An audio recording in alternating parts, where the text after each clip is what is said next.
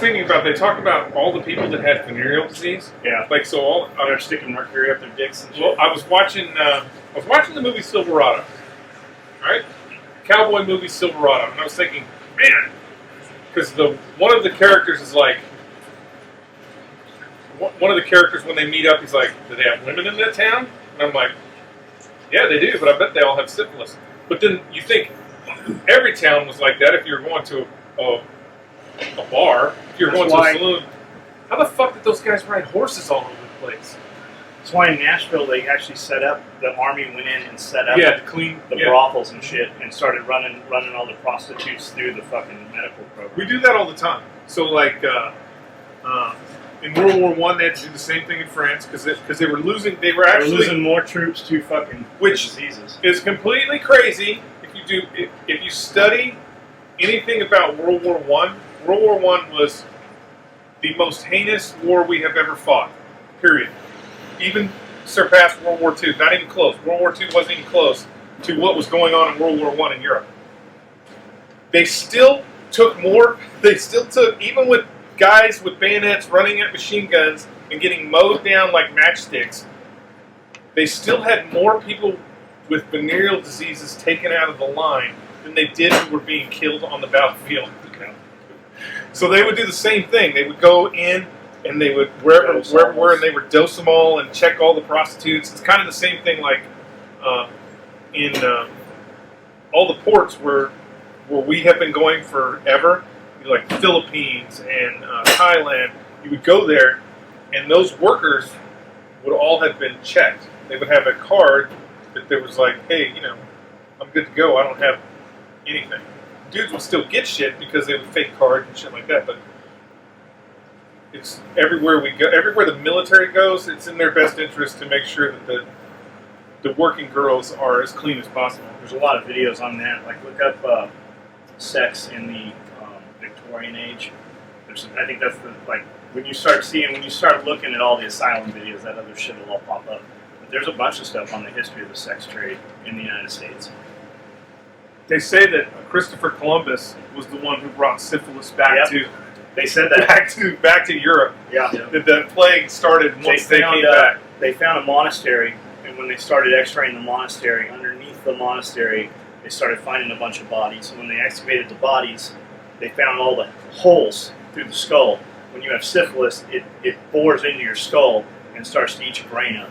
And they found a lot of that, and they traced that back. And it's totally, in the last 10 years, totally rewritten history based off of that find. I like how the military knows enough to go and clean up all the whores. Because, guys are going to be guys, but then we're going to throw a bunch of females in the army, too, in our reservists. And it's like, dude, what the fuck are you thinking, man? Well, everybody knows women have smaller brains. It's a scientific fact. It's a crazy... Are you cringing? Women have smaller brains. It's not a. You have one thing that's a practical application, right? I know that if we pull into this port and we don't somewhat try and ensure that these girls are taken care of. So, for give you an example, it's in the UCMJ now. It's technically illegal for a service member to go overseas and have sex with a prostitute now. It used to not, that was not in there. They did that, I want to say they put it in there like 8 years ago. Some Navy wife was complaining that dudes were going overseas and having sex. You know how all that shit passes? Because some fucking congressman's fucking daughter or wife has some. There's a practical reason for doing it, because you know that some shit is going to happen no matter what you try and legislate. And then there's the social aspect of it. The social aspect of it is what we have done in this country is, for the last 50 years, is lied to everybody and said, you can be whatever you want. That's a lie. It's not true. You cannot be whatever you want. Some people are predetermined to be certain things, and other people are predetermined to be certain. You can't be whatever you want. I will never be an astronaut. No matter how hard I try right now, I will not be an astronaut. There's no, I'm sorry. I might be able to get into the Space Force. I got some bad knees. There's going to be some bionic issue things we're going to have to get over, but I will never be an astronaut. I will never be the President of the United States. There are certain things that you can't be. But when you tell your children that they can be whatever they want, then you have to open all those doors. So one of those doors is women in combat. If you are a parent, and you have a daughter, and you are even remotely thinking that you want to put your daughter in, that you want your government to say it is okay to put your daughter in that situation, put her in harm's way in combat, you are an ignorant piece of shit. You are an ignorant piece of shit. There is no reason to do that. There's no reason to put females in harm's way like that. There's just no reason. We don't need it. As a country, we don't need it. There are much better things that you can do in life than be in the service, period. If you want to serve, there are much better things. To have you out in it's what it is it's the ignorance of not knowing what combat really is. When you don't know what combat really is, you have this ignorance and you feel like, oh, it's tense and Game Boys and all that shit. That's not the truth. There's really only about when you look at the military service, I don't know what where total force strength is, but less than 10%. So all those people, even with the Marine Corps, you got 130 some odd thousand, less than 10% of those will shoot their rifles in anger. Less than 10%. To put young women in that position for a social experiment is ridiculous. It's the dumbest thing you will ever do. That's all it is. It's a social experiment. And when you send your daughter out in that situation, it's just like I said the other day. There's nothing you're going to do about it. There's going to be dudes that are fucking her. There's going to be dudes that want to fuck her. There's going to be dudes that want to kill her because of what she is doing to that unit. You're not going to make a better unit. You're not going to make a more cohesive unit than by integrating the forces like that. It's a fact. There's no integrated force in the world that's ever been able to rule the battlefield. It's just a fact. It does not work. The sole purpose of a military, the sole purpose of a ground fighting force is to locate, destroy the enemy. Is to kill them, to get in mortal combat with them. It's to be face to face, sticking a bayonet in that guy's chest, ripping his frickin' heart out. Are there women out there that can do that? 100%. 100%. There are tons of women out there that could do that. There are tons of women that are currently successful within the military. But that doesn't make your fighting force better than the other fighting force. And the whole goal is to destroy the enemy, period. That's it. And if your focus is not on that, if your focus is on, well, we need to make sure that we're gender neutral, we're PC, you are not only are you putting your soldiers at risk, you're putting your national interests at risk because you are not willing to. I'll give you a prime example.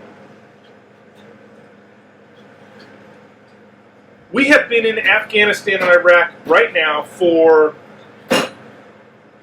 12 years-ish? At least. We've been in Afghanistan and Iraq for 12 years. Longer than, before we even announced that. There is no earthly, no reason whatsoever that we should be in those countries right now. The U.S. military has the capability of erasing those countries. We could literally bulldoze the entire country of Iraq and turn it into a parking lot. That's how immense our military is. That's how big our military is. That's how vast it is. If we wanted to, there would not be a building standing in that country. But because we do not have the will to fight anymore, because we don't have the will to do it, we're fucking around still over in those countries. If tomorrow President Trump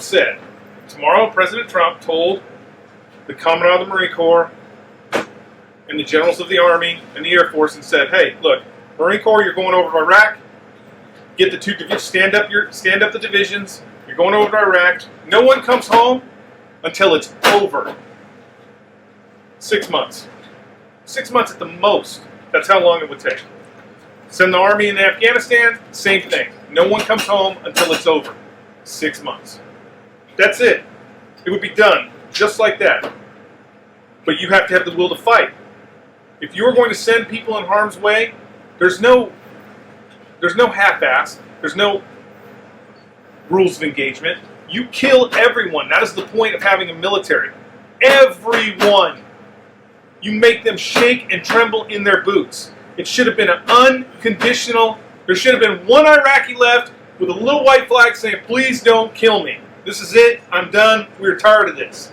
But because our government, your leaders, want to fiddle fuck around with trying to pretend like this war can be fought with a fucking video game camera, we created ISIS. You know how many more civilians have been killed in Afghanistan and Iraq because of the creation of ISIS? That was our military's failing because we did not destroy them to a man. That's all politics. That's all politics. The military, you have military leaders since the end of World War II who have been using the military as a political tool instead of what it is. And that's our biggest downfall. And that is why we're still over there in those fucking countries right now, because we have leadership that is unwilling to just let it happen. It would already be over. Iraq, if President Bush would have said, hey, destroy them. Destroy them. The only way this ends is through unconditional surrender. Iraq would be a prosperous country right now. They would have been rebuilding for the last 10 years. They would have been no different than Japan and Germany. Do you know how much money we have spent in those two countries? Just on civic projects. Just on civic projects. I'm talking about building schools, building roads, building power plants, building water treatment, water purification plants. We have spent billions on that. And you know how much of that shit they actually have? None of it. Because they're not enforcing, we are not enforcing our will upon those people, which is what you have to do. If you want things to get better, if you want things in Afghanistan to get better, you've got to enforce the will upon the people. That's how that's how Afghanistan fell in the first place. What most people don't, most of you don't understand is under the Shah, or not the Shah, that's Iran, but in Afghanistan, you used to be able to go to school. You used to be able to do all the things that you could do here until the Taliban took over. The Taliban had forced their will upon the people, and that country went to fucking hell in a handbasket. And that's why we had to go there. War is about enforcing your will, period. Don't think I'm a warmonger, because this is what I'm saying with all of this. If the Congress and the President are not willing to declare war on a country, if they're not willing to stand up and say, we declare war on Iraq, and we are going to destroy them, then not one single soldier, airman, Marine, Special Forces guy should ever step foot in that fucking country. They should never step foot in that country unless we are willing to do everything that it takes. Because this is what's going to happen. What's going to happen is we're going to have a whole bunch of people killed. They're going to put up some fucking monument somewhere in Washington, D.C., and those two places will still be shitholes. They will still be shitholes. When it didn't have to end that way. It does not have to end that way. Whether you like America or not, we are the light. We bring more people out of poverty than any country in the world. Nobody else is doing it. We bring people out of poverty. We bring